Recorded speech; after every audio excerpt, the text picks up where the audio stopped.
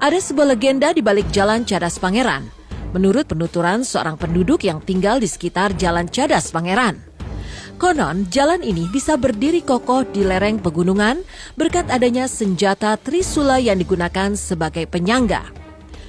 Trisula tersebut konon disusupi 3 siluman, ular, kera, dan juga harimau. Konon katanya, bila ada orang yang sombong dan tak mempercayai keberadaan mereka, maka dia akan didatangi langsung oleh makhluk tak kasat mata itu.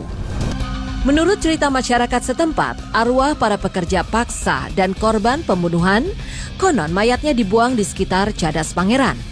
Serta makhluk halus lain penunggu jalan itu acap bergentayangan mengganggu para pengguna jalan. Sempat beredar mitos untuk para pengguna jalan yang melewati tikungan Cadas Pangeran harus melempar koin atau sebatang rokok yang sudah dinyalakan agar tidak diganggu oleh para penunggu jalan tersebut.